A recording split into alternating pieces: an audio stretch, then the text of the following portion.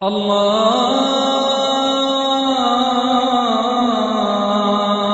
আকবার, আল্লাহু আকবার, আল্লাহু আকবার, আল্লাহু আকবার। আপনার মতে একজন মুসলিমের আদর্শ অবস্থানটা কোথায় হবে যে রমজানে পুরো এক মাস রোজা পালন করেছে, রমজান মাসও শেষ হয়েছে, এখানে আদর্শ অবস্থানটা কি?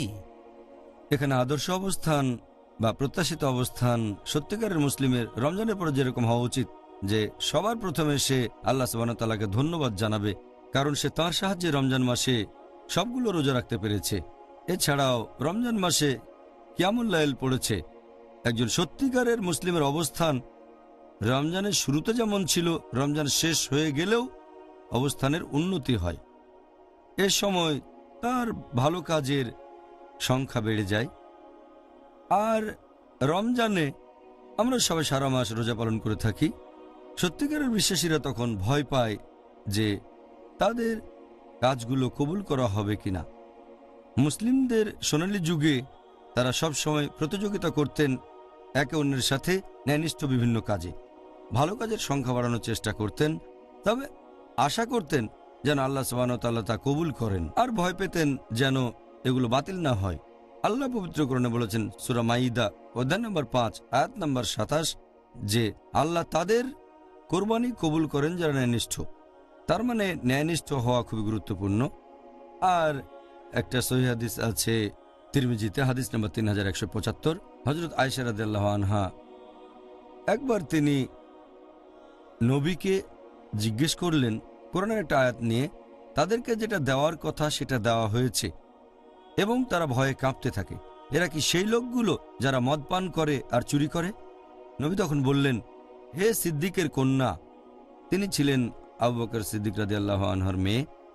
তখন নবী বললেন, হে সিদ্দিকের কন্যা শোনো, এরা হচ্ছে সেই লোকগুলো যারা রোজা রেখেছে, নামাজ পড়েছে আর দান করেছে। তারা ভয় পাচ্ছে এজন্য যে আল্লাহ তাদের কাজগুলো কবুল করেছেন নাকি করেননি। তারা সেই লোকগুলো যারা ভালো কাজ করে তাড়াতাড়ি, তারাই ভালো কাজ করে সবার আগে। তাহলে এখানে সত্যিকারের বিশ্বাসীদের কথা বলা হয়েছে, তারা ভালো কাজ করে, তারপর আশা করে সেগুলো কবুল হবে, আর ভয় পায় হয়তো কবুল হবে না।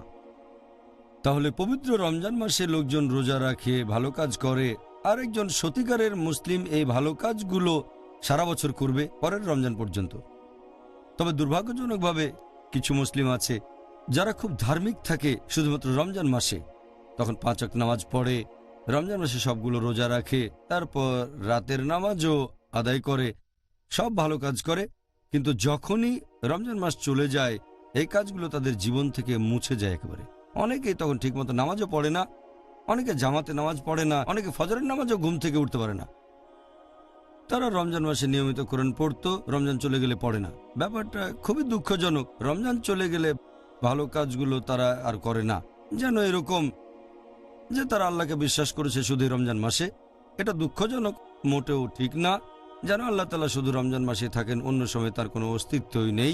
তাই আমি আল্লাহ সুবহানাহু ওয়া তাআলার কাছে দোয়া করি তিনি যেন আমাদের সবাইকে অবিচলিত রাখেন, পবিত্র রমজান মাসে যেরকম ছিলাম সারা বছর ধরে আগামী রমজান পর্যন্ত ইনশাআল্লাহ। আমিন, ইনশাআল্লাহ। আল্লাহু আল্লাহু আল্লাহ।